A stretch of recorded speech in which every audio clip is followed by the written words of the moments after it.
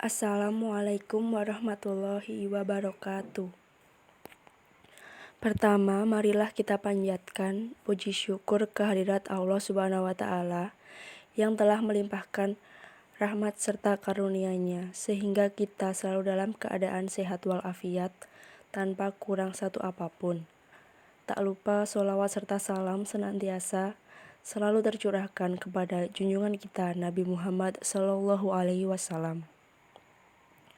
Perkenalkan, saya Louis Jenny Melania Kusturi dengan NIM 202111326.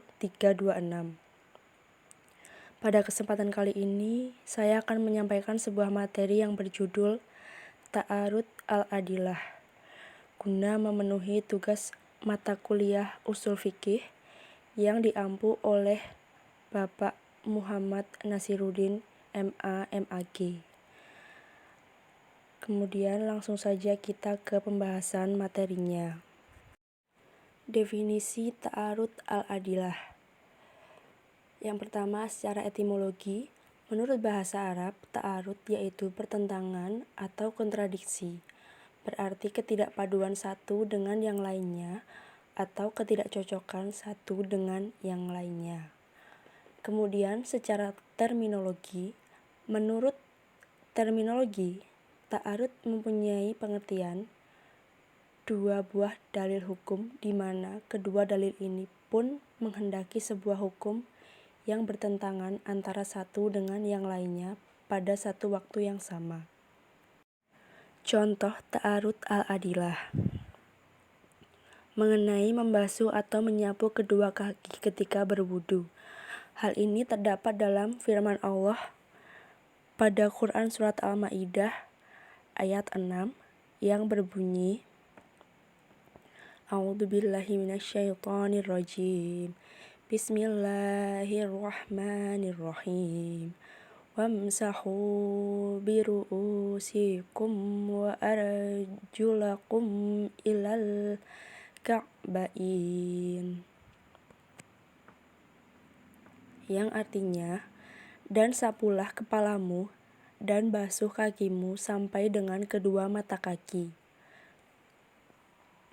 Dalam satu qiraat dibaca wa arjulakum, sehingga ada ulama yang berpendapat bahwa kaki itu wajib dibasuh ketika berwudu.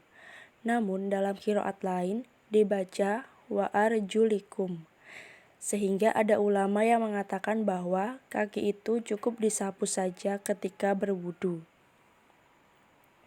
Begitu juga status mani yang menempel di kain.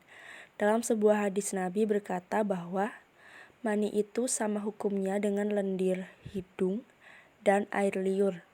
Namun, di pihak lain, ada lagi hadis yang menyatakan bahwa kain perlu dicuci dari 5 hal. Yang pertama kencing, kemudian berak, darah, muntah, dan mani.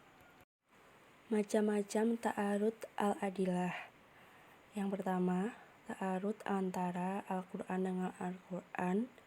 Yang kedua, ta'arud antara sunnah dengan sunnah. Yang ketiga, ta'arud antara sunnah dengan qiyas. Yang keempat, ta'arud antara qiyas dengan qiyas.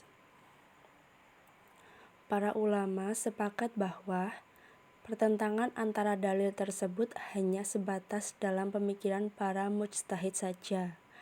Pada hakikatnya, dalil-dalil tersebut tidak saling berbenturan. Tidak mungkin Allah sebagai pembuat hukum mengeluarkan sebuah hukum yang bertentangan dengan hukum lainnya. Penyelesaian ta'arud al-adilah menurut ulama Hanafiyah. Ulama Hanafiyah mengatakan bahwa ta'arud bisa terjadi antara nas syara' ataupun ta'arud antara dalil-dalil selain nas.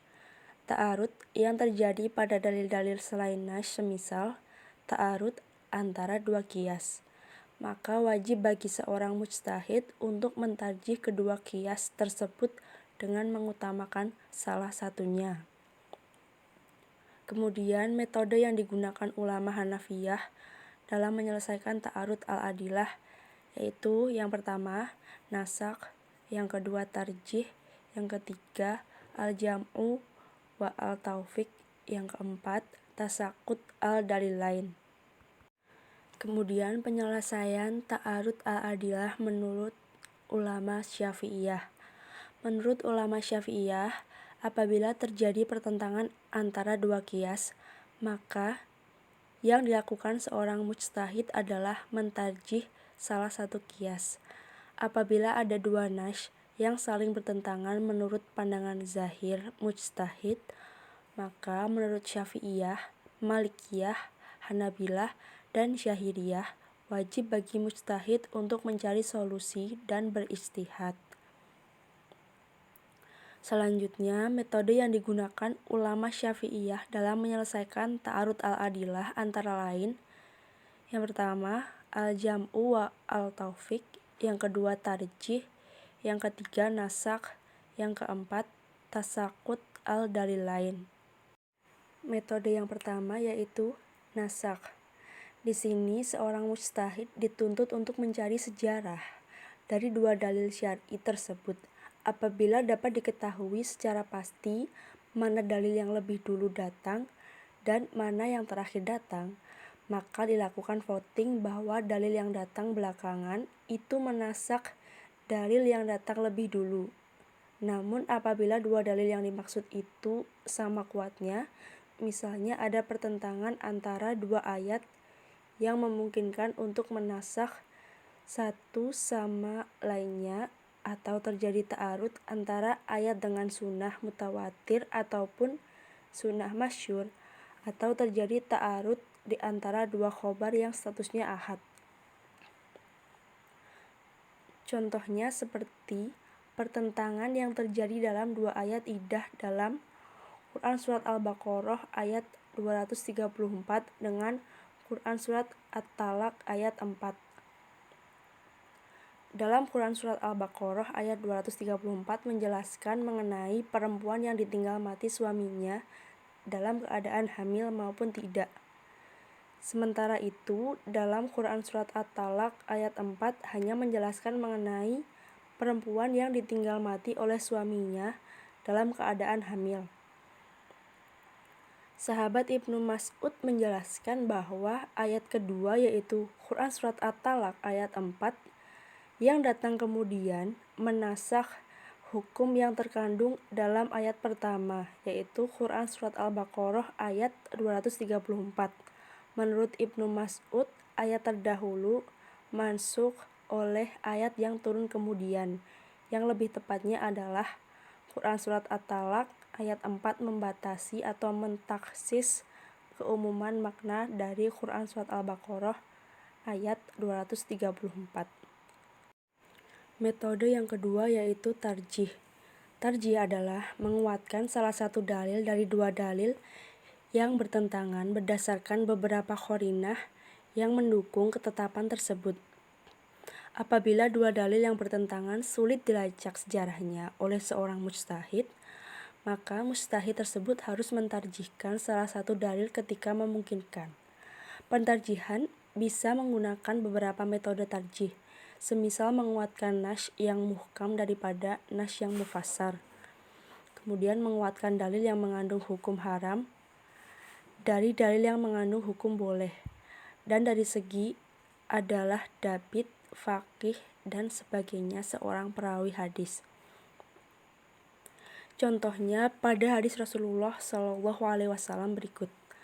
Dari Abdurrahman bin Auf, ia berkata, adalah Abu Hurairah berkata, barang siapa yang junub sampai tiba waktu subuh, maka tidaklah ada puasa baginya. Hadis riwayat Ahmad. Sementara Aisyah radhiyallahu anhu meriwayatkan hadis dari Aisyah dan Ummu Salamah istri Nabi SAW bahwa keduanya berkata, Rasulullah masih dalam keadaan junub, bukan karena mimpi pada bulan Ramadan, kemudian beliau berpuasa. Hadis riwayat Malik. Dari kedua hadis di atas dapat dilihat keduanya memiliki ketentuan hukum yang berlainan terkait hukum puasa bagi orang yang memiliki junub. Hadis yang diriwayatkan Abu Hurairah menetapkan ketidaksahan puasa, sedangkan berdasarkan riwayat Aisyah dan Ummi Salamah, puasa orang yang memiliki junub tersebut adalah sah. Hadis yang diriwayatkan Aisyah dan Ummi Salamah menurut ijma ulama adalah bersifat rajah atau kuat, sedangkan yang diriwayatkan oleh Abu Hurairah bersifat marjuh atau yang dilemahkan. Alasannya karena Aisyah dan Ummi Salamah lebih mengetahui keadaan Rasul Shallallahu Alaihi Wasallam dibandingkan Abu Hurairah. Metode berikutnya yaitu al-jam'u wa al-taufiq. Al-jam'u wa al-taufiq yaitu mengompromikan dalil-dalil yang bertentangan setelah mengumpulkan keduanya. Hal ini berdasarkan kaidah mengamalkan kedua dalil lebih baik daripada meninggalkan atau mengabaikan dalil yang lain. Misalnya dalam firman Allah Subhanahu wa taala pada Quran surat Al-Maidah ayat 3 yang berbunyi A'udzubillahi minasyaitonirrajim. Bismillahirrahmanirrahim. Hurrimat 'alaikumul maitatu wad-damu wa lahmul khinziri wa ma uhilla li ghairillah. Artinya, diharamkan bagimu memakan bangkai, darah, daging babi, daging hewan yang disembelih atas nama selain Allah. Ayat tersebut tidak menjelaskan tentang jenis darah dan tidak membedakan antara darah yang mengalir dengan darah yang sudah beku. Kemudian ada ayat lain dalam Quran surat Al-An'am ayat 145 yang artinya kecuali kalau makanan itu bangkai atau darah yang mengalir. Pengompromian dari kedua ayat tersebut bahwa darah yang dilarang adalah darah yang mengalir. Metode yang terakhir yaitu tasakut al-dalilain, merupakan langkah terakhir mujtahid yang berarti menggugurkan kedua dalil yang bertentangan dan mencari yang lebih rendah. Misalnya, ada pertentangan antara dua ayat, sedang tata cara sebelumnya atau metode-metode sebelumnya sangat sulit dipakai. Maka langkah yang harus ditempuh adalah mengambil keterangan yang lebih rendah dari Al-Quran, yaitu sunnah. Jika ada dua sunnah yang bertentangan, maka beralih pada istidlal dengan qaul al-sahabah bagi yang menggunakannya sebagai hujah, dan beralih pada qiyas bagi yang tidak menggunakan istidlal qaul al-sahabah. Contohnya dalam firman Allah Quran surat Al-Muzammil ayat 20 yang artinya yang berbunyi faqra'u ma tayassara minal Qur'an. Artinya maka bacalah apa yang mudah bagimu dari Al-Qur'an.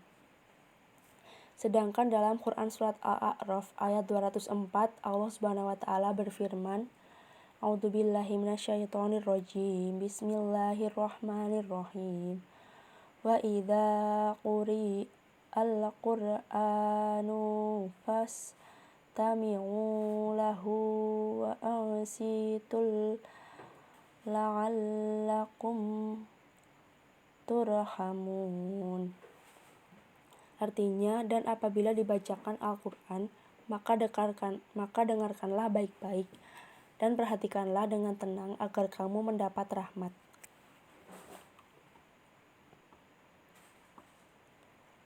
Ayat pertama secara umum mewajibkan orang yang salat termasuk makmum untuk membaca ayat-ayat Al-Quran yang mudah dibaca, sebab konteks ayat tersebut berbicara dalam konteks salat. Sedangkan ayat kedua menegaskan kewajiban membaca Al-Quran, sebab yang diperintahkan adalah mendengarkan dan memperhatikan bacaan imam dalam salat. Mengamalkan kedua ayat tersebut sekaligus tidak dapat terlaksana dengan baik. Artinya membaca Al-Quran sambil mendengarkan dan memperhatikan bacaan imam tidak dapat dilakukan secara bersamaan. Dengan demikian, kedua ayat tersebut mengandung makna umum yang saling bertentangan. Oleh karena itu, cara yang dilakukan adalah tawakuf atau tidak mengamalkan kedua dalil sampai ditemukan dalil lain yang menjelaskan masalah tersebut. Dalam hal ini dicarikan penjelasannya pada hadis yang menjelaskan, barang siapa yang salat di belakang imam, maka sesungguhnya bacaan imam menjadi baginya. Hadis riwayat jamaah. Yang terakhir yaitu perbedaan penyelesaian ta'arud al-adilah antara ulama Hanafiyah dengan ulama Syafi'iyah. Dalam menyelesaikan kontradiksi antar dalil ini, terdapat perbedaan pendapat antara ulama Hanafiyah dengan ulama Syafi'iyah. Selain dalam urutan metodenya, cara penyelesaian perbedaan nash yang dilakukan oleh ulama Syafi'iyah berbeda dengan ulama Hanafiyah. Juga terletak pada hal akibat. Sebagai contoh masalah pertentangan antara qiyas. Ulama Hanafiyah berpendapat tidak boleh menyimpang dari apa yang dipilihkannya kecuali jika tampak pada hujah yang menyebabkan penyimpangan itu. Sementara itu, ulama Syafi'iyah menjelaskan, ia boleh menyimpang dan kami tidak memahami arti larangannya terhadap penyimpangan dari dipilihnya atau dari yang tidak, kecuali dimaksudkan larangan kepada mujtahid untuk mengikuti hawa nafsunya dalam pembentukan hukum. Cukup sekian yang dapat saya sampaikan mengenai materi ta'arud al-adilah. Apabila masih terdapat banyak kekurangan maupun kesalahan dalam penyampaian materi dari saya memohon maaf. Semoga materi yang saya sampaikan dapat menambah wawasan kita semua. Terima kasih. Wassalamualaikum warahmatullahi wabarakatuh.